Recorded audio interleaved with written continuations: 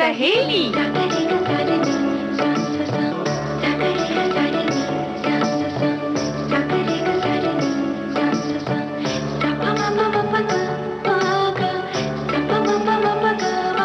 सखी सहेली।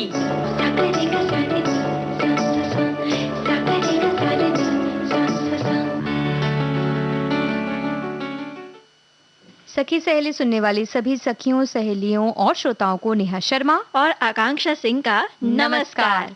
और आकांक्षा, आपको भी हमारा नमस्कार। भाई नेहा, इतने प्रेम पूर्वक कोई नमस्कार करेगा तो नमस्कार स्वीकार है, और तुम्हें भी नमस्कार। भैया, बड़ी अच्छी बात है। और इतने नमस्कार के बीच में ऐसा ना हो कि पहले आप में जैसे गाड़ी छूट जाती, वैसे विषय हमारा समय भी निकल जाए। हाँ। तो ये बताते हैं कि आज कौन कौन से विषय लेकर हम आए हैं। वैसे तो वो दिन याद करो में मीना बाजार और मेले की सैर, ये जो विषय है। क्या बात है नेहा। बचपन के दिनों की याद तुम चाह रही होगी हम फिर से ताजा करें। बचपन के दिनों की याद ताजा करें। हमारे कई श्रोताओं ने तो इतनी यादें अपनी ताजा अभी से कर ली है, और भी कुछ कमेंट्स के हमें इंतजार हैं जो आ जाएंगे हमारे कार्यक्रम के चलते चलते। और पर्यटन में आज हम घूमने जाने वाले हैं कलकत्ता या कोलकाता। जी, तो कोलकाता घूमने जाएंगे। साथ ही नाजुक रिश्तों की डोर को किस तरह से संभाला जाए और किस तरह से मजबूत किया जाए, ये बात भी हम आज करने वाले हैं।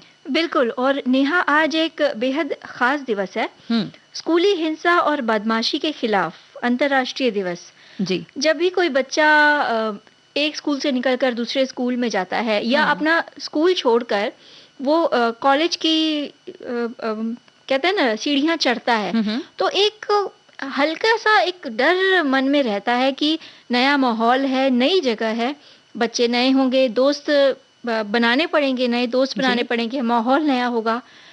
जो जाने पहचाने चेहरे अब तक आसपास थे, अब वो नहीं दिखेंगे, और पता नहीं वहां जाकर पहला दिन कैसे अब बीते। पहले दिन की तो बात है ही, लेकिन आकांक्षा, ये जो हम जिस विषय पर बात करने वाले हैं, कई बार ऐसा होता है कि कुछ बच्चों को पूरे साल या सालों साल ये चीजें झेलनी पड़ जाती हैं कि कोई उनका, या तो जो उनके साथ में कोई बड़ा है, सीनियर है, वो उन्हें प्रताड़ित करता रहता है किसी न किसी तरह, या उनके जो सहपाठी हैं वो उन्हें किसी बात पर मजाक उड़ाते हैं, जिससे कि उनका व्यक्तित्व प्रभावित होता है। वो कभी स्कूल नहीं जाना चाहते या वो कभी पढ़ना नहीं चाहते। तो ये सारी बातें जो हैं इस दिवस में, इन सारी बातों को किस तरह से रोका जाए, ये उद्देश्य है इस दिवस को मनाने का। बिल्कुल। आम बोलचाल की भाषा में जिसे हम कहते हैं रैगिंग। तो हर साल नवंबर के पहले गुरुवार को ये दिन मनाया जाता है स्कूली हिंसा और बदमाशी के खिलाफ। इस दिन को हम मनाते हैं स्कूली हिंसा और रैगिंग के खिलाफ एक तरह से जागरूकता पैदा करने के लिए इस दिवस को मनाया जाता है, इसमें साइबर बुलिंग भी शामिल है। जी। और इस दिवस के जरिए हर देश, संगठन और लोगों से ये अपील की जाती है कि वो स्कूल को हिंसा और बदमाशी से मुक्त करने के उद्देश्य को पूरा करें, क्योंकि स्कूल में किसी भी बच्चे का व्यक्तित्व निर्माण होता है, तो अगर वो डर के स्कूल ही नहीं जाएगा तो उसका सर्वांगीण विकास नहीं हो सकता, या अगर वो उस जगह भी डर कर रहेगा तो वो पूरी तरह से खुल नहीं पाएगा और अपने बारे में कुछ जो जान सकता है या जो प्रगति कर सकता है वो नहीं कर पाएगा। बिल्कुल। हर बच्चा या युवा शिक्षा, स्वास्थ्य और कल्याण के उनके अधिकारों का हनन न हो, इसके लिए खासकर ये अंतर्राष्ट्रीय दिन मनाया जाता है। स्कूल में बच्चों को, जो छोटे बच्चे होते हैं, उनके बड़े बच्चों के द्वारा कई चीजें होती है, जैसे डराया जाता है या धमकाया जाता है। कई अनैतिक कार्यों के लिए उकसाने के मामले भी कई बार सामने आते हैं। तो इनसे किस तरह से बच्चों का बचाव हो, ये सुनिश्चित करना ही आज के दिवस का उद्देश्य है। बिल्कुल। और अगर हम ये सोचें आकांक्षा कि किस तरह से स्कूल में बच्चे हिंसा का शिकार हो सकते हैं। अब हिंसा का मतलब ये नहीं कि मारपीट है, या शारीरिक हिंसा के साथ साथ मानसिक हिंसा भी आती है, जैसे पूरे स्कूल के सामने, पूरी क्लास के सामने किसी एक तरह से, जैसे उसकी रंग रूप है या शारीरिक बनावट है, किसी के कद छोटा होता है, किसी का बहुत लंबा होता है, तो ऐसा नहीं कि लंबे कद वाले को नहीं चिढ़ाया जाता या कुछ मजाक नहीं बनाया जाता, पर एक हद तक अपने दोस्तों के बीच में अक्सर इस तरह के छोटे मोटे मजाक चलते हैं, वो एक अलग बात हो जाती है। लेकिन स्कूल में जिस तरह से बच्चे अगर किसी की कद काठी का, रंग रूप का या उसके व्यक्तित्व पर कुछ मजाक बनाने लगे और रोजाना ये चीज चलती रहे, तो वो धीरे धीरे बच्चे पर असर करने लगती है। इसी तरह से बिल्कुल, और हाँ। उनका एक तरह से कह सकते हैं कि जो सर्वांगीण विकास रहता है ना, कि हर तरह से सोचने की जो क्षमता जो विकसित होनी चाहिए, वो कहीं न कहीं कुंठा के कारण या डर के कारण वो रुक जाती है। और कई बार ऐसा भी होता है नेहा कि किसी तरह से अगर बच्चे को डराया जाए, धमकाया जाए, ये किसी भी रूप में हो सकता है। कई बार ऐसा भी होता है कि थोड़े जो दबंग बच्चे होते हैं या वो उन बच्चों को डराकर धमकाकर एक तरह से अपना काम निकलवाते रहते हैं कि भाई मेरी ये कॉपी कंप्लीट कर दो, या ये होमवर्क मेरा भी कंप्लीट करके लाना है। कई बार तो ये भी देखा गया है कि कई मतलब प्रोजेक्ट वर्क जो दिया जाता है वो तक उस डरे हुए बच्चे को करना पड़ता है। तो ये भी एक तरह से इसमें हिंसा में आता है, ये हिंसा स्कूली में आता हिंसा है, और रैगिंग बदमाशी का के भी ये अंतर्गत। भी जी, बिल्कुल एक रैगिंग हिस्सा और है। बुलिंग इसका एक शब्द है जो उसमें आता है।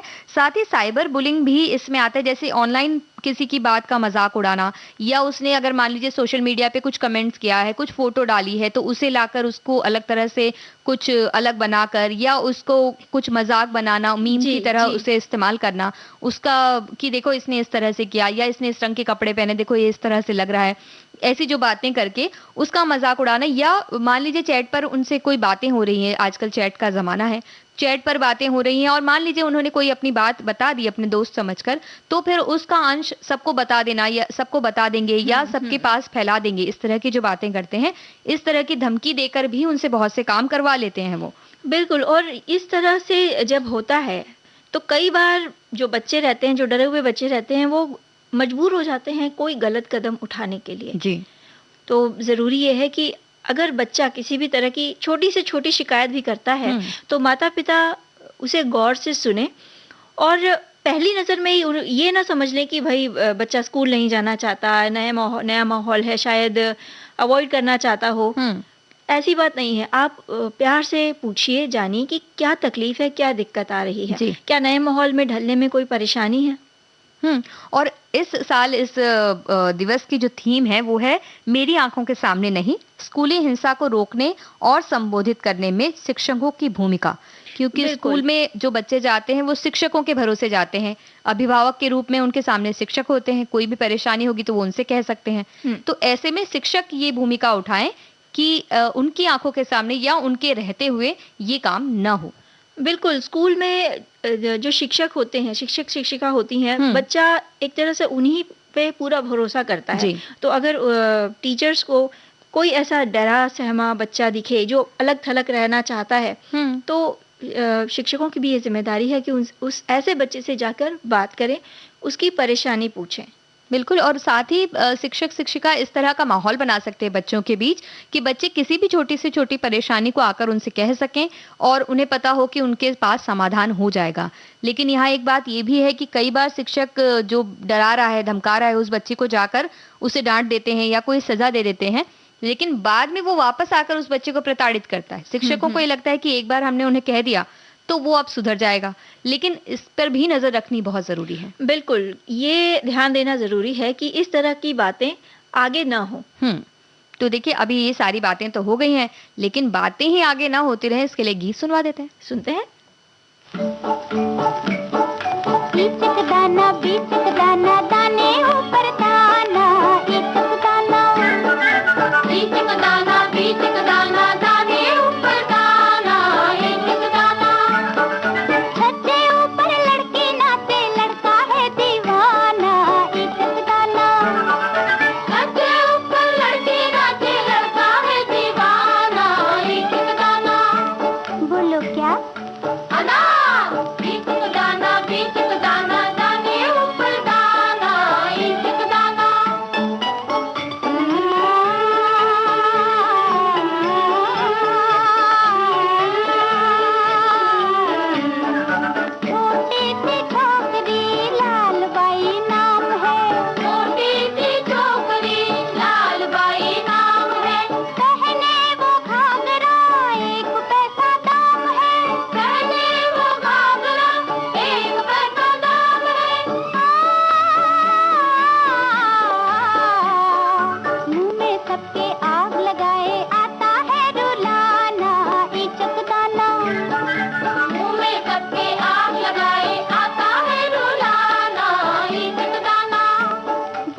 क्या?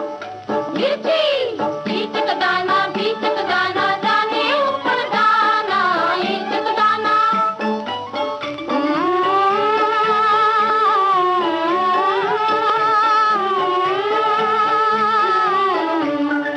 हरे थे मन भरे थे, लाख मोती जड़ी थी। हरे थे मन भरे थे, लाख मोती जड़ी थी। राजा जी के बाग में दुशाला ओढ़े खड़ी थी। राजा जी के बाग में दुशाला ओढ़े खड़ी थी। कच्चे पक्के बाल है उसके, मुखड़ा है सुहाना, एक दाना। कच्चे पक्के बाल है उसके, मुखड़ा है सुहाना, एक दाना। बोलो क्या? बोलो बोलो। भुट्टा बीच का दाना, बीच का दाना, दाने ऊपर दाना, एक दाना।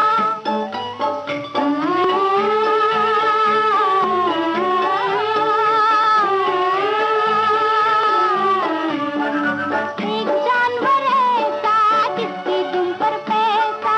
एक जानवर ऐसा जिसके दुम पर पैसा। सर पे है ताज भी बादशाह के जैसा। सर पे है ताज भी बादशाह के जैसा। बादल देखे छम छम नाचे, अलबेला मस्ताना, एक दाना। बादल देखे छम छम नाचे, अलबेला मस्ताना, एक दाना। बोलो क्या? बोलो ना। बीच का दाना, बीच का दाना, दाने ऊपर दाना, एक दाना। तो आकांक्षा, दाने पर दाना कहाँ कहाँ जा सकते हैं ना हम? कोई गाने पे गाना, दाने भाई, पे दाना, हाँ। घूमने जाना। तुम्हारा इशारा समझ रही हूँ जी, नेहा, जी। घूमने जाने की बड़ी जल्दी है। हाँ। तो चलो चलते हैं कलकत्ता। कलकत्ता चलते हैं, जिसे अब तो कोलकाता कहा जाता है। तो वैसे देश में आकांक्षा बहुत सी ऐसी जगह हैं जहाँ पर हम घूमने जा सकते हैं, लेकिन कुछ ऐसी जगह हैं जो पर्यटन की दृष्टि से समृद्ध मानी जाती हैं। बहुत सारी जगह है वहाँ देखने के लिए है। ऐसी एक जगह है कलकत्ता, या जिसे हम अब कहते हैं कोलकाता। और ब्रिटिश काल में भारत की राजधानी होने के कारण इस जगह कई प्राचीन इमारतें हैं और कई आधुनिक वास्तुशिल्प भी यहाँ देखने को मिलते हैं। जब बात कोलकाता की हो तो सबसे पहला नाम जो दिमाग में आता है, मन में आता है, वो है हावड़ा ब्रिज का। हाँ, और वहां गए और हावड़ा ब्रिज पे अगर चक्कर नहीं मारा तो फिर तो क्या किया? हाँ, तो क्या किया? यात्रा अधूरी सी लगेगी, क्योंकि ये पूरी दुनिया का इकलौता ऐसा ब्रिज है जो बिना किसी आधार के खड़ा है। इसमें कोई पिलर नहीं है और इसीलिए इसे तैरता हुआ पुल भी कहा जाता है। हावड़ा और कोलकाता को जोड़ने वाले इस ब्रिज का निर्माण साल 1937 में शुरू हुआ और 1942 में ये बनकर तैयार हुआ। जब भी कोलकाता की बात होती है तो हावड़ा ब्रिज का उल्लेख जरूर मिलता है। वैसे नेहा, कई फिल्मों में भी इसे दिखाया गया है। हाँ, और इस एक फिल्म भी बन गई ना इसके नाम से, हावड़ा ब्रिज। और 1965 में इसका नाम वैसे तो बदल के रविंद्र सेतु कर दिया गया था, लेकिन आज भी लोग इसे हावड़ा ब्रिज के नाम से ज्यादा बुलाते हैं। और रात में यहाँ का नजारा बहुत अच्छा होता है, क्योंकि जगमगाता हुआ हावड़ा ब्रिज किसी का भी मन मोह सकता है। हुगली नदी पर नाव पे बैठकर उस पर यात्रा करते हुए हावड़ा ब्रिज की तस्वीरें लेना बहुत ही आम बात है, क्योंकि बहुत सुंदर लगता है और वहां से पूरी अच्छी तरह से तस्वीरें भी आती हैं उसकी। क्या बात है। वैसे हुगली नदी की बात हो रही है तो इसके तट पर स्थित है बेलूर मठ। स्वामी विवेकानंद ने इसका निर्माण करवाया था। अपने अंतिम समय में वो यहीं रहा करते थे। लगभग 40 एकड़ में फैला ये मठ आपको शांति का अनुभव करवाएगा। हुगली नदी के तट पर ही स्थित है कोलकाता का प्राचीन और प्रमुख धार्मिक स्थल दक्षिणेश्वर काली मंदिर। 1847 में इसका निर्माण हुआ था। रानी रासमणी ने इसका निर्माण करवाया और तकरीबन 9 लाख रुपए उस वक्त मंदिर को बनाने में खर्च हुए थे और 8 साल का समय लगा था इस मंदिर को बनाने में। और मंदिर की अगर हम बात करें आकांक्षा, तो कोलकाता का काली घाट मंदिर यहाँ भी जाना चाहिए, क्योंकि 51 शक्तिपीठों में से ये एक माना जाता है। और यहाँ पर माँ काली की लाल और काले रंगों के पत्थर से बनी मूर्ति का हम दर्शन कर सकते हैं। और हावड़ा रेलवे स्टेशन के पास है, तो यहाँ मेट्रो से भी जा सकते हैं, ट्राम से भी जा सकते हैं, लेकिन हम तो बोलेंगे कि ट्राम से जाइए, क्योंकि कलकत्ता जाके अगर आप ट्राम में नहीं बैठे तो फिर क्या किया। क्या बात है।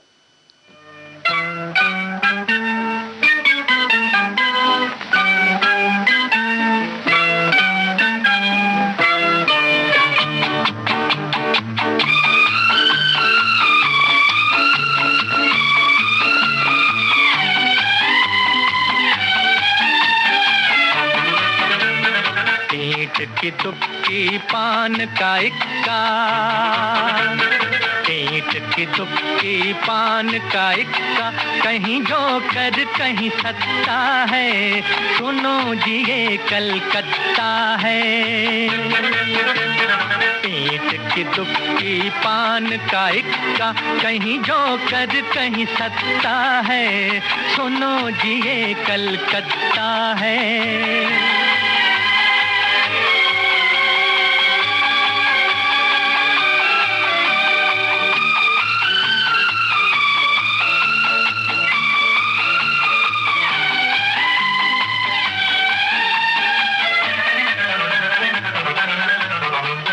बालीगंज की झील पे बाबू आए रूप के दास, झील किनारे बढ़ती जाए मतवालों की प्यास।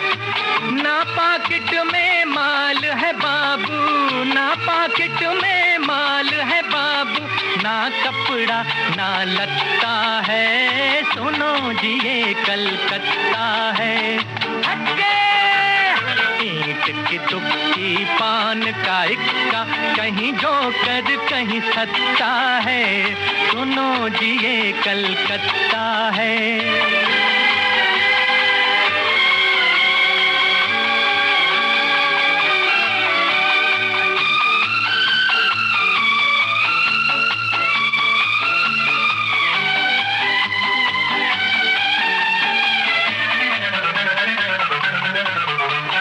चौरंगी के चौक में देखो मतवाले बंगाली, रसगुल्ले सी मीठी बातें इनकी शान निराली।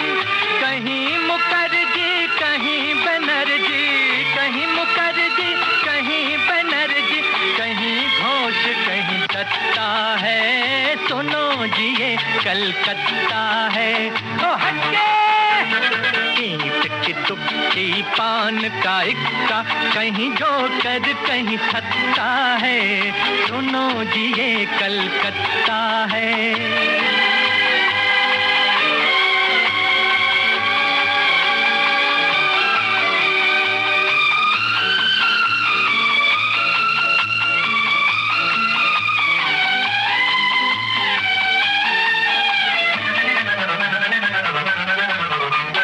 ये बस्ती है आग का दरिया, इसमें हौड़ा पुल है, अपनी जान बचा लो बाबू वरना डब्बा गुल है।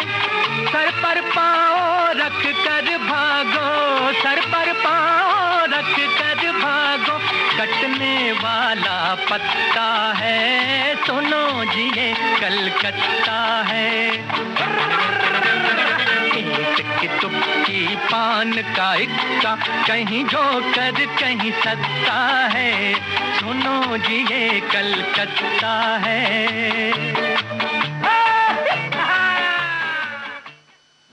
तो आकांक्षा, कलकत्ता की जब बात हो रही है तो जैसे ये मुंबई मेरी जान में बहुत सारे उसके गुण दोष बताए जाते हैं, उस तरह से बताया गया इस गीत में।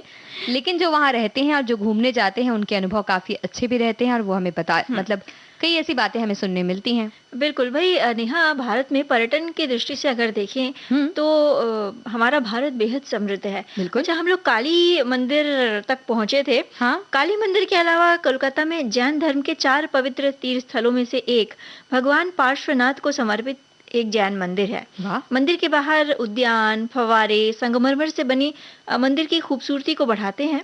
साथ ही बाहर जो जलाशय है उसमें विभिन्न तरह की मछलियां रखी गई हैं, जिन्हें देखकर मन हर्षित हो जाता है। बिल्कुल, लेकिन आकांक्षा सिर्फ हम धार्मिक स्थल के दर्शन में ही ना लगे रहें, इसलिए कुछ खूबसूरत ऐतिहासिक इमारतों का जायजा भी लिया जाए। कलकत्ता अगर हम गए हैं तो संगमरमर से बना विक्टोरिया मेमोरियल, जिसे बनाने में वर्षों लगे हैं, इसके अंदर संग्रहालय भी है। यहाँ तो हमें जाना ही चाहिए। बिल्कुल। और शाम का अगर समय हम चुने यहाँ जाने के लिए तो बहुत अच्छा होता है, क्योंकि उस वक्त एक तो लाइटिंग से ये बहुत सुंदर लगता है, दूसरा यहाँ पर हमें म्यूजिकल फाउंटेन शो देखने मिल सकता है शाम के वक्त में। फिर तो इसके लिए इसके बाद आप सुबह चले जाइए विक्टोरिया मेमोरियल के पास अलीपुर चिड़ियाघर। कोलकाता चिड़ियाघर के नाम से मशहूर ये जो जू है देश का सबसे पुराना चिड़ियाघर है। यहाँ रॉयल बंगाल टाइगर, मगरमच्छ, शेर, हाथी, जिराफ, मोर और कई अन्य पशु पक्षी आपको नजर आएंगे। वैसे यहाँ आपको पैदल ही पूरी सैर करनी होगी। तो मतलब सुबह यहाँ बिता लें और शाम आगे चले जाएं हाँ। विक्टोरिया। लेकिन भारत का पहला चिड़ियाघर कहाँ है, ये आप जानती हैं क्या? पहला चिड़ियाघर बिल्कुल, वो भी आपको कोलकाता में मिलेगा। मार्बल पैलेस मेंशन, जिसे 1835 ईस्वी में बनाया गया था। इस हवेली के अंदर ही एक झील भी है, लॉन, रॉक गार्डन और चिड़ियाघर है। इसे ही भारत का पहला चिड़ियाघर कहा जाता है। वाह, तो कलकत्ता जाके हम 2 चिड़ियाघर देख सकते हैं। और प्रकृति का बेहतरीन नज़ारा अगर हमें लेना हो तो हम इंडियन बॉटनिकल गार्डन जा सकते हैं, जो कि हावड़ा के शिवपुर में है और इसे अब आचार्य जगदीश चंद्र बॉटनिकल गार्डन के नाम से जाना जाता है। 261 एकड़ में फैला हुआ ये देश का सबसे बड़ा बॉटनिकल गार्डन है और हमारे देश की सबसे पहली चाय यहीं उगाई गई थी। क्या बात है। और यहाँ एक दुनिया का सबसे फैला हुआ बरगद का पेड़ भी है, जिसकी चौड़ाई हम कह सकते हैं 330 मीटर है, यानी 330 मीटर में फैला हुआ ये है। फैला हुआ है। वैसे कोलकाता गए हैं तो यहाँ देश का सबसे पुराना और सबसे बड़ा संग्रहालय भी है, तो यहाँ जाना जरूरी है। बिल्कुल। 1814 ईस्वी में बना ये भारतीय संग्रहालय 6 भागों में बटा है। पुरातत्व विभाग, कला विभाग, मानव शास्त्र, भूगर्भ, जंतु विभाग और वनस्पति विभाग। वैसे यहाँ 1 लाख से भी अधिक वस्तुओं का बेहद अनोखा संग्रह है। इतिहास में रुचि रखने वाले व्यक्तियों के लिए ये जगह किसी जादू से कम नहीं हो सकती। बिल्कुल। और जब इतिहास की बात आती है आकांक्षा, तो ऐसा दिमाग घूम जाता है हमारा, चांद तारे नजर आने लगते हैं। तो जिन्हें चांद तारों का शौक हो वो बिरला तारा मंडल जाना न भूले। यहाँ सितारों की सैर आपकी यात्रा को एक नया आयाम देगी। और अगर क्रिकेट प्रेमी है तो ईडन गार्डन का नाम तो आपने नहीं सुना होगा, ऐसा हो ही नहीं सकता है। और देश का सबसे बड़ा क्रिकेट स्टेडियम ये है। 1934 दूसरा सबसे बड़ा अब ये हो गया है, पहले सबसे बड़ा यही हुआ करता था। 1934 में भारत का सबसे पहला क्रिकेट मैच यहीं खेला गया। कितनी पहली चीजें हम यहाँ देख सकते हैं। वही कलकत्ता सिटी बेहद पुरानी है। वैसे इन जगहों के अलावा आप कोलकाता के न्यू टाउन में भारत के सबसे बड़े पार्क इको पार्क जा सकते हैं, जहां तितली उद्यान है, गुलाब उद्यान है, संगीत फव्वारा जैसी कई लुभावनी चीजें मौजूद हैं। वहीं आप साइंस सिटी जाकर विज्ञान से जुड़ी तरह तरह की चीजों का आनंद ले सकते हैं। बच्चों को साधारण प्रयोग के जरिए कई बातें यहाँ सीखने को मिलेंगी। और कोलकाता के पार्क स्ट्रीट में हम जाकर पुराने दिनों की यादें बटोर सकते हैं, किस तरह से पुराने जमाने में कोलकाता था और किस तरह से लोग जिया करते थे। और न्यू मार्केट में पैदल चलते हुए, ये काम की बात है, न्यू मार्केट में पैदल चलते हुए हम खरीदारी का शौक पूरा कर सकते हैं, यानी कि शॉपिंग। और ये तो बड़ी आनंदित करने वाली चीज है। इसके अलावा आनंद मिल सकता है आपको रविन्द्रनाथ टैगोर के निवास स्थान जोरा संको ठाकुरबाड़ी में भी, जहां आप जा सकते हैं। और दुर्गा पूजा के आसपास अगर आप कलकत्ता जा रहे हैं तो घूमने के लिए खैर बहुत सी जगह है, लेकिन कुर्मोतुली आप जरूर जाएं। यहाँ कुम्हारों की बस्ती है और दुर्गा जी की मूर्ति को बनते हुए देखना अपने आप में एक अलग ही विश्वास से आपको भर सकता है। क्या बात है। और समय निकालकर शांति निकेतन जाना बिल्कुल ना भूलें। वैसे यहाँ जाने के लिए सबसे बेहतरीन मौसम जो है ठंड का है। अक्टूबर से फरवरी तक का जो समय है वो उपयुक्त है और यहाँ जाना भी आसान है।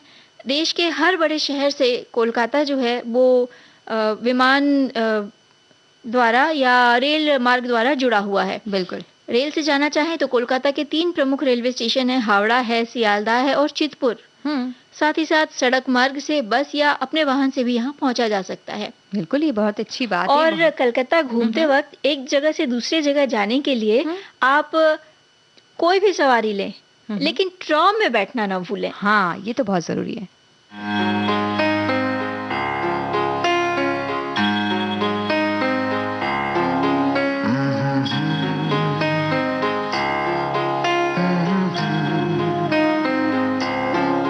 La la la, hey hey hey,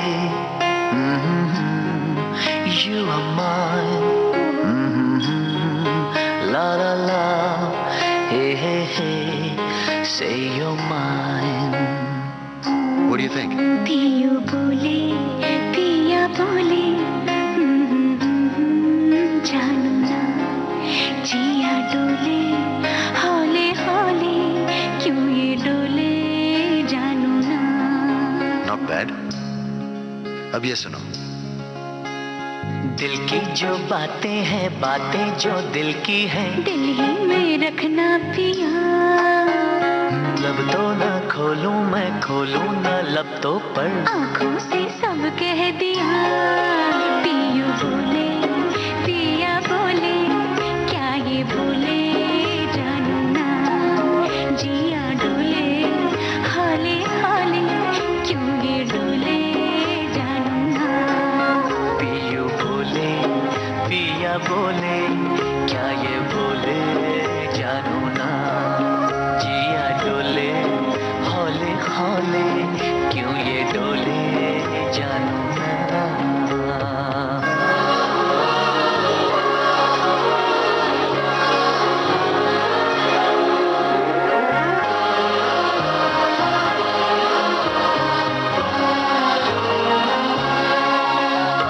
एक नदी से मैंने पूछा, इठला के जल्दी कहा।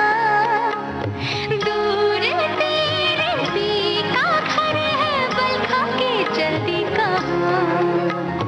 थोड़ा घबराई, थोड़ा सा शर्माई, पूछ ली यहाँ से वहाँ। सागर से मिलने का उसका तो सपना था, मेरी ही तरह पिया।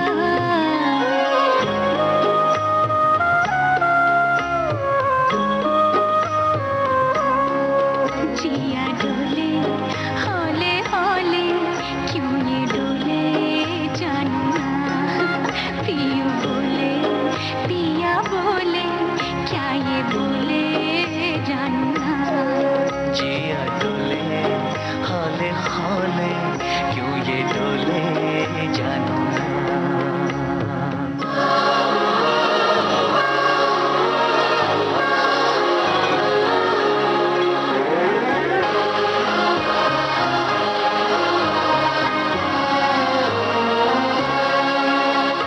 मैंने पूछा एक घटा से, इतरा के जल्दी कहा। प्यास की भरी जमी है, बरसों भी तरसाना। थोड़ा फुकुराई, थोड़ा सा थर्राई, गरजी यहाँ फिर वहाँ। प्रीत लुटाती फिर झम झम झम बरसी, वो तेरे ही तरह पिया। पियू बोले, पिया बोले, क्या ये बोले जानू ना। जिया डोले, हौले हौले, क्यों ये डोले जानू ना। पियू बोले, पिया बोले, क्या ये बोले जानू ना। जिया डोले, हौले हौले, क्यों ये डोले जानू ना।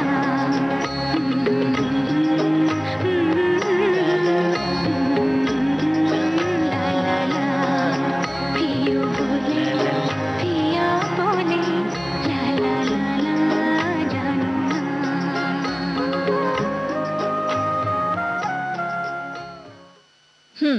तो इतनी घूमने के बाद थकान हो जाती है ना आकांक्षा? हाँ, थकान हो जाती है, लेकिन अगर नेहा इन्हीं दिनों अगर मेला लगा हो हम्म तो थकान गायब हो जाती है। थकान गायब हो जाती है क्योंकि घूमना होता है ना। हाँ, फिलहाल हम मेले घूमने चलेंगे, लेकिन इस ब्रेक के ब्रेक। बाद।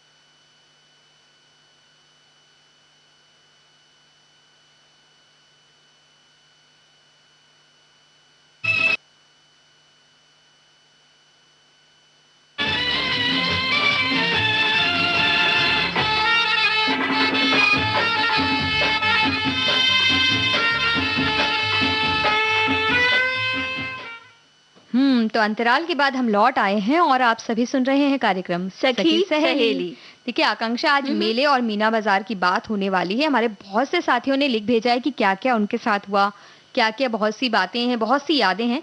लेकिन हम कुछ सवाल भी पूछना चाहते हैं उससे संबंधित।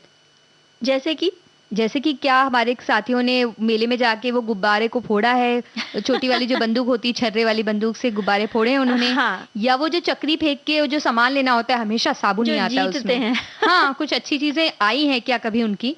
और झूला कौन सा उन्हें पसंद है झूलना? वो बिल्कुल। जो लंबी वाली चक्री वाला जो झूला होता है, जो बचपन में बहुत डराता भी है और लुभाता भी है। तो क्या वो उन्होंने झूला है झूला? उन्हें? और मेले जाकर उन्होंने ऐसी कौन सी चीजें जो खरीदी है? कई बार ऐसा होता है ना नेहा कि हम हर साल मेले जाते हैं और हर साल मेले से वही एक चीज लेकर आते हैं जो कि वहीं मिलती है। और एक बात भी जो बहुत खास है कि मेले में कभी घूमे हैं क्या? ये बेहद खास और महत्वपूर्ण सवाल है। और घूमे हैं, खोए हैं मेले में, तो फिर वापस कैसे मिले हैं? वापस तो कैसे मिले? तो कई बार ऐसा होता है कि बच्चे कहीं और चले जाते हैं, फिर उन्हें खोज के लाया जाता है, वो तो गुम जाते हैं। लेकिन अभी फिलहाल हमारे रिश्ते न गुमे एक दूसरे से आस-पास और मजबूत बने रहे, उनकी डोर इतनी मजबूत हो कि कहीं थोड़ी दूरी जरूर आए, अगर मतलब कहीं दूर हो गए तो भी वो दूरी ना बने, मन की दूरी ना बने, इसके लिए क्या किया जा सकता है? वैसे नेहा, कुछ रिश्ते ऐसे होते हैं ना कि शुरुआत में ही उन रिश्तों की जो नींव है वो मजबूत करने की जरूरत होती है। हाँ। और अगर ऐसा न किया जाए तो आगे चलकर इन रिश्तों की जो डोर है वो नाजुक पड़ सकती है। और ये भी हो सकता है कि कभी कोई बात हो तो जरा सा धक्का लगे और ये डोर जो है टूट जाए या चटक जाए। ऐसा अक्सर होता है जब आमतौर पे कुछ नए रिश्ते जब बनते, जैसे कि हम अपने परिवार में रहते हुए आते हैं, तो हम बचपन से वहाँ बड़े हो रहे हैं, पल रहे हैं, बढ़ रहे हैं, तो उन्हें हमारी आदतों के बारे में पता होता है, उन्हें पता है कि हम किसी स्थिति में किस तरह से बात करेंगे। लेकिन जब किसी दूसरे घर में जाया जाता है या कोई हमारे घर में आता है, बात हम विवाह की कर रहे हैं, विवाह करके अगर कोई हमारे घर आता है एक बहू के रूप में, या कोई लड़की किसी और के घर जाती है बहू बनके, तो कुछ रिश्ते ऐसे होते हैं जिन्हें संभालना बहुत जरूरी हो जाता है। बिल्कुल। तो वैसे नेहा, वो दोहा भी है ना, रहीमन धागा प्रेम का मत तोड़ो चटकाए, टूटे से फिर ना जुड़े और जुड़े तो गांठ पड़ी जाए।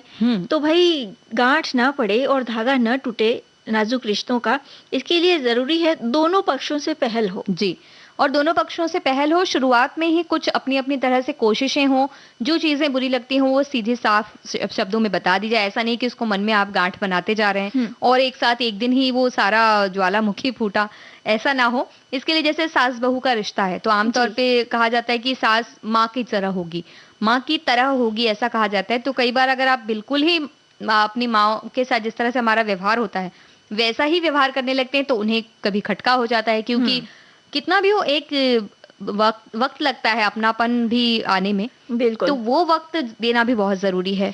और अक्सर होता ही है ना नेहा, जो घर होते हैं वो उनका रहन सहन भी अलग होता है। हाँ। जैसे व्यक्तियों का व्यक्तित्व अलग होता है, वैसे ही हर घर का एक अपना माहौल होता है। हाँ। तो ये बात सभी पे लागू होती है, मतलब चाहे सास बहू, यानी लड़की अगर ससुराल जा रही हो या दामाद, मतलब लड़के के लिए भी तो एक तरह से नया माहौल ही रहता है। तो रिश्ता कोई भी हो तो नए वातावरण में एक साथ सब हो जाएगा, आप ऐसा ना समझें, थोड़ा समय दे रिश्तों को। बिल्कुल, जैसे कई बार ऐसा होता है कि सास ने अगर डांट दिया तो अब माँ हमें जब डांट देती है तो हम कहते हैं हाँ ठीक है ना, हमने सुधरेंगे, या हम उसको उस तरह से नहीं लेते हैं। जी। लेकिन अगर सास ने डांट दिया तो बड़ी बात हो जाती है। उसी तरह से अगर बेटी ने कुछ जवाब दे दिया माँ को कि अरे ठीक है ना हम करेंगे, तो वो उतनी बड़े मैटर नहीं होता। लेकिन अगर बहू ने उस तरह से कहा तो हमें ऐसा लगता है कि भाई इन्होंने हमें इस तरह से जवाब दिया। तो इस तरह की जो बातें होती हैं वो इसलिए होती हैं क्योंकि सास और बहू माँ और बेटी के जैसे होंगी ऐसा कहा जाता है, मगर वो माँ बेटी वाला रिश्ता बनाने में एक वक्त लगता है। तो उस वक्त को, उस नींव को मजबूत करने की बहुत जरूरत है। बिल्कुल जरूरत है। और शुरुआत में दोनों ही पक्षों को धैर्य रखना होगा और कोशिश करनी होगी एक दूसरे को समझने की। और छोटी छोटी जो कोशिशें होती हैं उन्हीं से कामों में आपसी प्रेम बढ़ता है। जैसे कोई खास मौका है, खास मौके पे हम खास चीजें करते हैं, लेकिन कोई खास मौका नहीं है, फिर भी एक दूसरे के लिए कुछ खास काम आप कर दीजिए, तो उससे एक छोटी सी जगह बन जाती है। एक दूसरे की पसंद नापसंद के बारे में आप जानिए, क्योंकि देखिए ज्यादा वक्त आपको वहां बिताना पड़ जाता है।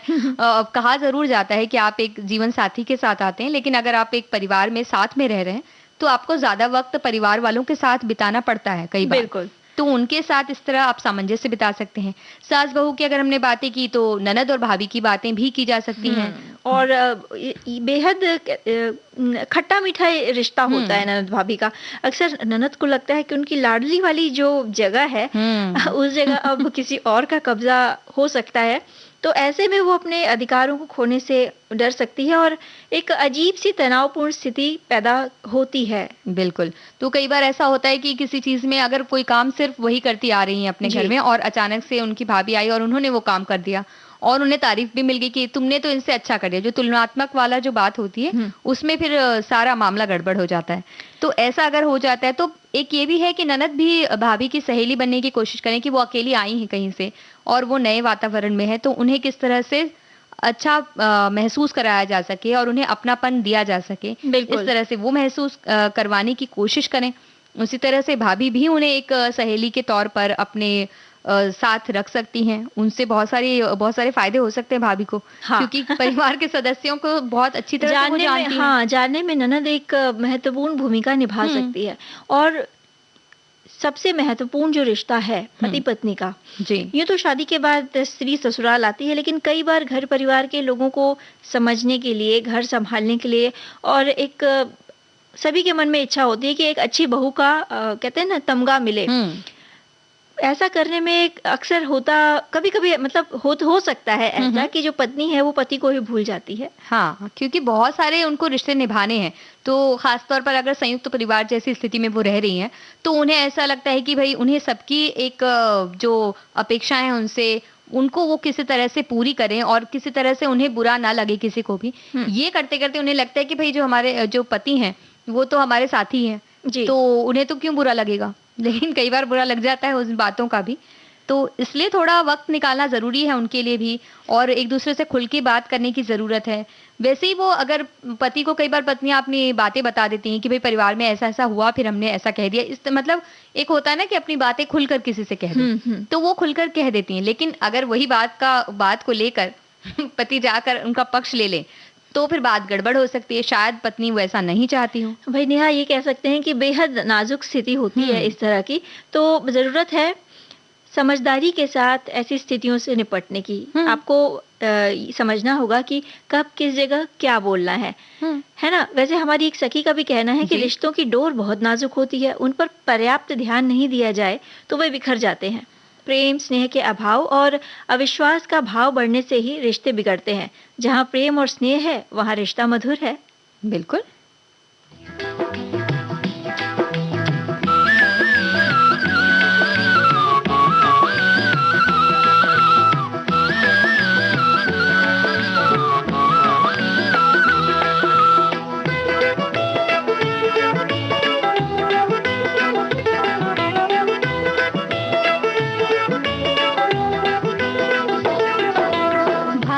करे अपील और फिर देवर बने वकील, मुकदमा जीतेगा। भाभी करे अपील और फिर देवर बने वकील, मुकदमा जीतेगा।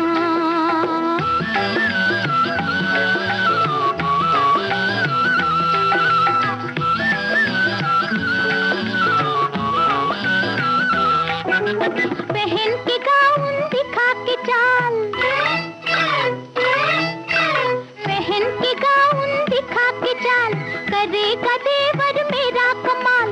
उठा के कानून की किताब,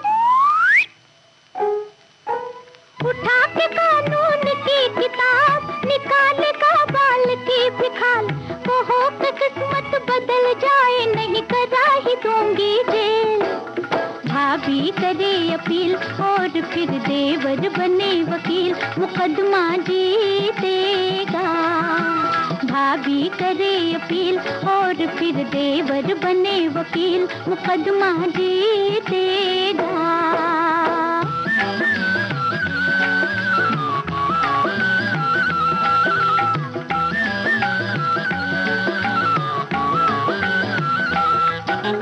मचा के गिट पिट का शोर वो, ABCDEFGHIS नो।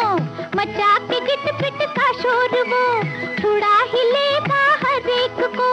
बहस करेगा वो जोर की, नो नो नो मिलाड बेकसूर छोड़ दो। बहस करेगा वो जोर की, कहेगा जज ऑर्डर सुनो।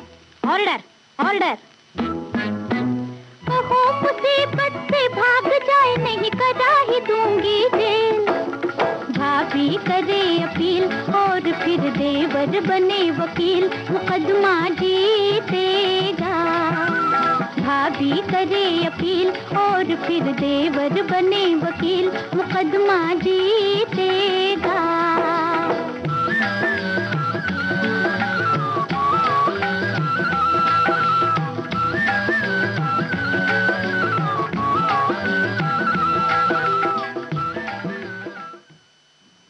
हमारे एक साथी ने इस रिश्तों के बारे में कुछ लिखा। वो कहते हैं कि रिश्ते बहुत नाजुक होते हैं, बिल्कुल कांच की तरह, आर पार भी और समझदारी से निभाने वाले भी। जैसे दोनों हाथों को जोड़कर हम किसी का सम्मान करते हैं, ठीक उसी तरह दोनों तरफ से रिश्तों को मधुर बनाए रखना होता है। आजकल अधिकतर लोगों में बर्दाश्त की बहुत कमी है। लोग छोटी छोटी बातों पर प्रतिक्रिया देते हैं। घर से बाहर की बात तो छोड़िए, एक घर के अंदर रहने वाले एक ही परिवार के लोग एक दूसरे को सम्मान नहीं देते और वाद विवाद में पड़ जाते हैं। सब चाहते तो हैं कि हमारे रिश्ते मधुर हों, लेकिन उनको मधुर बनाने के लिए कोई कोशिश नहीं करना चाहते। हम सब चाहते हैं कि हमारे अपने हमें समझें, लेकिन हम किसी को समझना नहीं चाहते। जब तक हम खुद से कोशिश नहीं करेंगे, कुछ नहीं बदलेगा। जो व्यक्ति झुकना नहीं जानता वो टूट जाता है। इसलिए रिश्ता जिंदा रखना है तो झुकना सीखो। ऐसा बिल्कुल, झुकना सीखिए, विनम्र बनना सीखिए। और ऐसे ही हमारे एक श्रोता कह रहे हैं कि जो रिश्ते होते हैं कच्चे धागों के समान होते हैं, जो सालों में प्रगाढ़ होते हैं और एक छोटी सी गलती से पल भर में टूट कर बिखर जाते हैं। बिल्कुल, तो रिश्तों की डोर को संभाले रखने के लिए मेले बहुत योगदान देते हैं आकांक्षा। हाँ, जब आप मेले में जाते हैं ना तो सबका एक अलग व्यक्तित्व खुल कर आता है। जब आप परिवार के साथ सैर सपाटे पे निकलते हैं नेहा, तो एक अलग ही माहौल रहता है। हाँ, और पता भी चलता है किसे क्या पसंद है, किसे कौन सा झूला पसंद है और किसी कौन सा झूला नहीं पसंद है, उससे डर लगता है। वैसे तुम्हें क्या पसंद है? अगर मेले जाती थी तो क्या मतलब कौन सा झूला झूलना पसंद करती थी? वो झूला जो ज्यादा घुमाए नहीं, क्योंकि एक वक्त के बाद वो घुमाते ही चले जाते हैं और उसके बाद ऐसा लगता है कि भाई अब उतार दिया जाए। हाँ। तो कुछ को तो मजा आता है, कुछ को बिल्कुल मजा नहीं आता है। तो कई बार हमें 2-3 चक्कर तक मजा आता है, चौथे चक्कर के बाद मजा नहीं आता। फिर ऐसा लगता है कि कितनी जल्दी बस झूले से उतर जाए। भाई हम जब मेले जाते थे तो हमारी सबसे पसंदीदा दुकान होती थी वो जहाँ पे मिट्टी और लकड़ी के खिलौने मिलते थे। और हर साल, जब बचपन की बात कर रहे हैं, जब मेला लगता था तो एक ही चीज हम वहां से खरीद के लाते थे। कई आकार के मिट्टी के गुल्लक मिलते थे। कभी वो बंदर के रूप में होता था, कभी गोल होता था, कभी तरबूज बनता था, कभी कोहड़ा जिसे कहते हैं ना, बड़ा सा कद्दू, उस रंग में रंगा रहता था। तो हमारा अलग अलग तरह के गुल्लक जमा करने का बड़ा शौक था। तो हर साल मेले जाते थे और मेले से हर बार एक ही चीज खरीद लाते थे, वो होती थी मिट्टी की गुल्लक। और मेले से गुब्बारे जो खरीद के लाते हैं वो कई बार ऐसा होता है कि वो रास्ते में आते आते ही चंपत हो जाते हैं, हवा में उड़ जाते हैं। वैसे मेले में कौन से झूले में नहीं बैठना चाहिए, हमारे एक साथी वैसा ही कुछ बता रहे हैं। बताइए। जैसे 4 चक्कर में हमारा हाल होता है, उनका पहले चक्कर में ही वो हाल हो गया। वो कह रहे हैं शादी के कुछ दिन बाद ही मैं अपनी बीवी को मेले में लेके गया था। तभी मेरी बीवी मायके से अपनी बहनों को भी लेकर आई थी। तब पहली बार बड़े वाले झूले में बैठा था। जब वो झूला घूमने लगा तब मेरी बीवी और उसकी सहेलियां तो शांत बैठी थी, लेकिन मैं डर के मारे जोर जोर से चिल्ला रहा था। तो ऐसी चिल्ला सकते हैं ऐसे। हाँ, बिल्कुल चिल्ला सकते हैं। चिल्लाने पर कोई रोक टोक नहीं है। इतना शोर शराबा भीड़ भड़क्का होता ही है कि आपकी चीख किसी को सुनाई नहीं देगी। उन्हें सुनाई देगी जो अब जिंदगी भर उस चीज का मजाक कर सकते हैं, मस्ती कर सकते हैं कि बड़े झूले में बैठना है या नहीं। हाँ, ऐसे ही कुछ मेले की यादें हमारी एक श्रोता ने हमारे साथ बांटी है कि बचपन में दशहरा मेला, तीज मेला, तेजाजी मेला बहुत देखने का शौक था, लेकिन सबसे ज्यादा और बरसों तक जिस मेले को देखने का आनंद लिया वो है कार्तिक माह में मंदसौर में शिवना नदी के किनारे पशुपतिनाथ मंदिर के वहां लगने वाला मेला, जो करीब 8 से 10 दिन चलता था। हम नियमित परिवार के साथ जाते थे। मेला शाम से देर रात तक रहता था। उस समय कॉलेज में पढ़ते थे तो फ्रेंड्स भी बहुत सी मिल जाती थी। घूमना, खाना पीना, ऊंचे ऊंचे बिजली से चलने वाले झूले झूलते फिर देर रात घर आते, बड़े मजे आते थे। उसी मेले में कवि सम्मेलन में हमने बाल कवि बैरागी जी को सुना था। पापा साथ थे तो रात 3 बजे तक मेले में कवि सम्मेलन का हमने आनंद लिया। और ये कह रही है कि आजकल बच्चों को शौक ही नहीं रहा मेला देखने का। भाई हम तो कह सकते हैं बड़े अगर उन्हें लेके जाएं तो उन्हें शौक हो जाएगा मेले का। बिल्कुल हो जाएगा। वैसे नेहा, समय के साथ साथ मेलों का जो स्वरूप है ना वो थोड़ा थोड़ा बदल गया है। जी। इस बारे में और भी चर्चा करेंगे। क्या गीत सुन लिया जाए? दुनिया का मेला, मेले में लड़की, लड़की अकेली शन्नो, नाम उसका। दुनिया का मेला, मेले में लड़की, लड़की अकेली शन्नो, नाम उसका। गाल उसके गुलाबी, चाल उसकी शराबी, ओ बाबू लाला सबको सलाम उसका। दुनिया का मेला, मेले में लड़की, लड़की अकेली शन्नो, नाम उसका।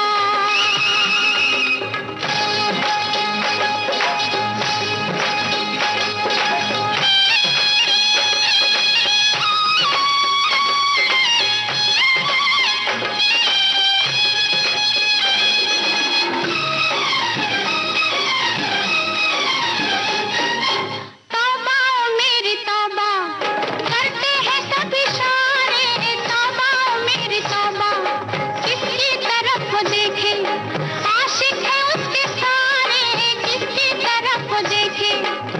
ओ सबकी आंखों में बस के, सबको देखे वो हंस के, सबका दिल बहलाना जो ठहरा, नाम उसका। दुनिया का मेला, मेले में लड़की, लड़की अकेली शन्नो, नाम उसका।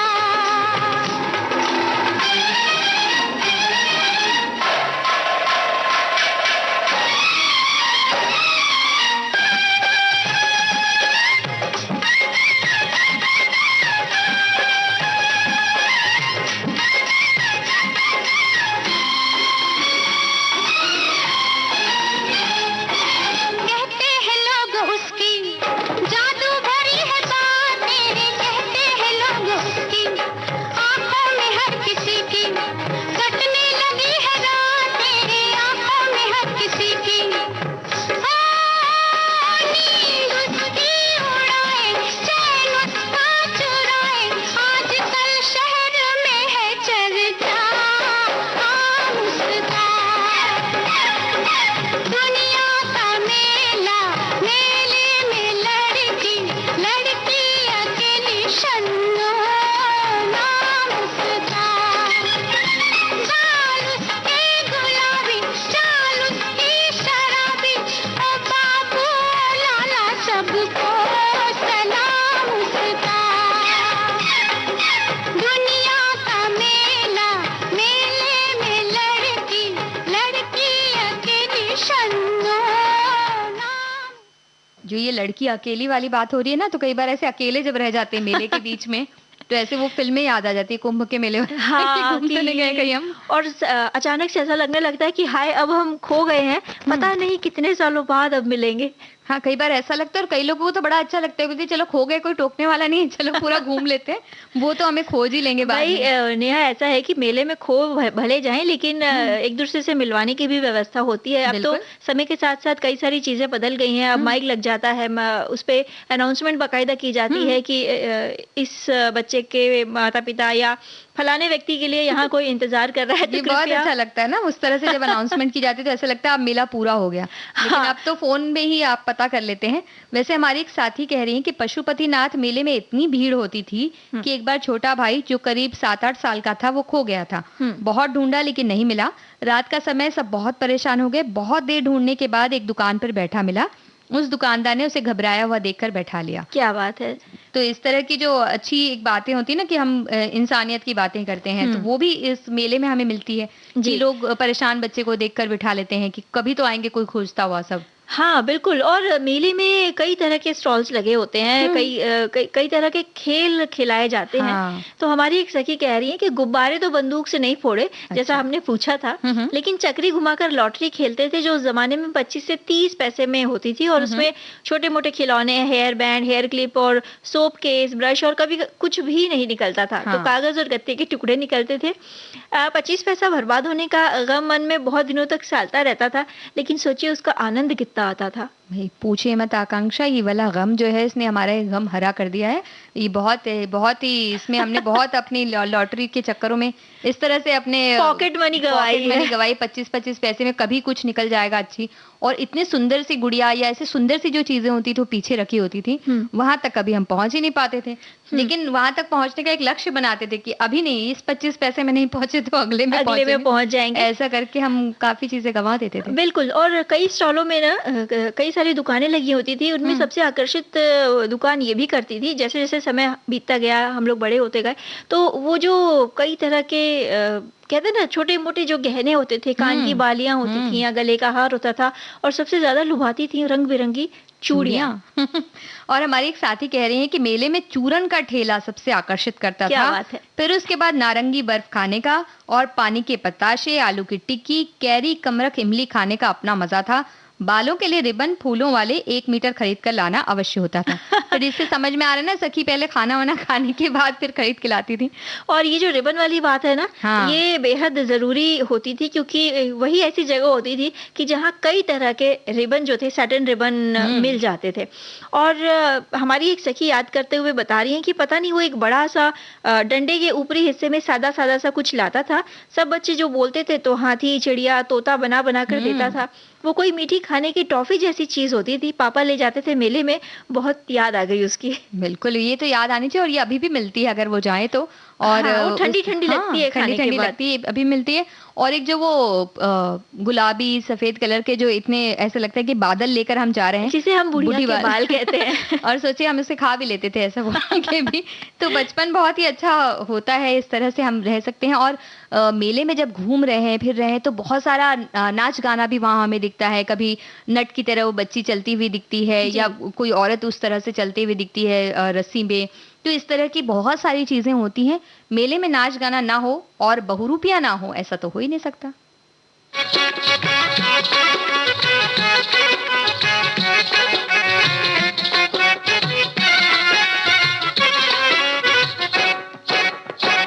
कजरा मोहब्बत वाला अखियों में ऐसा डाला, कजरे ने ले ली मेरी जान। हाय रे मैं तेरे कुर्बान। दुनिया है मेरे पीछे, लेकिन मैं तेरे पीछे। अपना बना ले मेरी जान। हाय रे मैं तेरे कुर्बान। कजरा मोहब्बत वाला अखियों में ऐसा डाला, कजरे ने ले ली मेरी जान।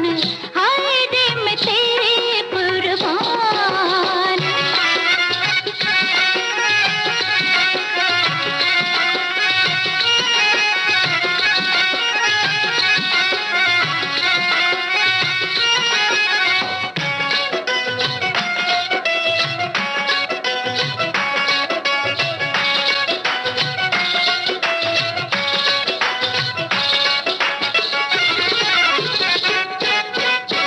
आई हो कहाँ से गोरी, आँखों में प्यार लेके। आई हो कहाँ से गोरी, आँखों में प्यार लेके। चढ़ती जवानी की पहली बहार लेके।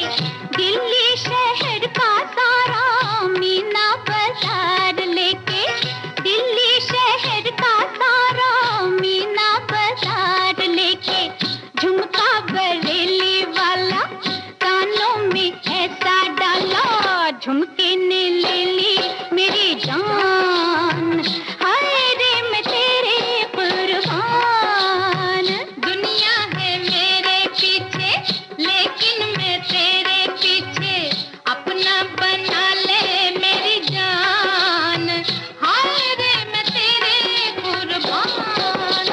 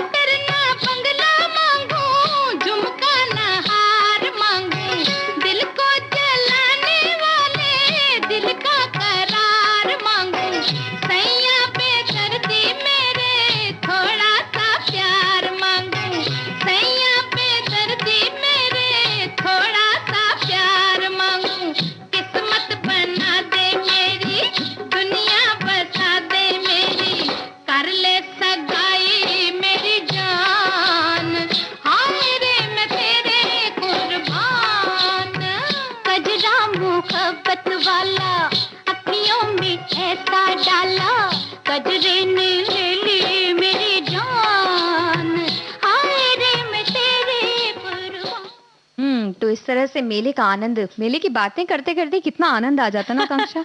वही यादों को जीने का ना नेहा एक अलग मजा है। हाँ, वो तो और याद करो कि जब मेले जाते थे तो किस तरह हम कहते हैं ना जिद पे अड़े रहते थे कि हमें तो भाई यही खाना है। और वहां से नहीं जाना है, घर नहीं जाना है, वहां रहना है, क्योंकि बहुत इतनी सारी चीजें, इतना रंग बिरंगी चीजें। मीना बाजार जो है, वो मीनाकारी जो मीना बाजार दोनों वाकई इतने रंग, इतनी चीजें होती थी कि जितना भी देख लो कम ही लगता है। हाँ, ऐसा ऐसा तो छूट गया। हाँ, ऐसा लगता था कि किस काउंटर से, किस स्टॉल से क्या ले लिया जाए, कहीं कुछ छूट ना जाए, बस पूरा मेला खरीद लिया जाए। बिल्कुल, ये एक बहुत अच्छा आनंद है। हमें अपना आपस में एक-एक मेला लगाना चाहिए।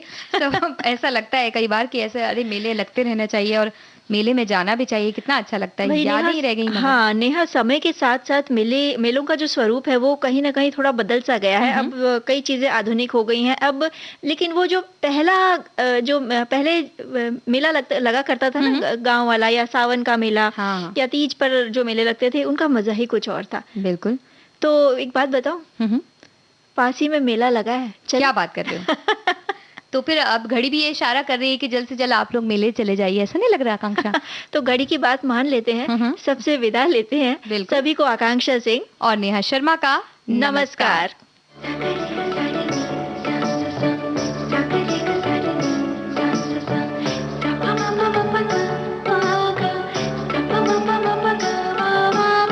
सखी सहेली।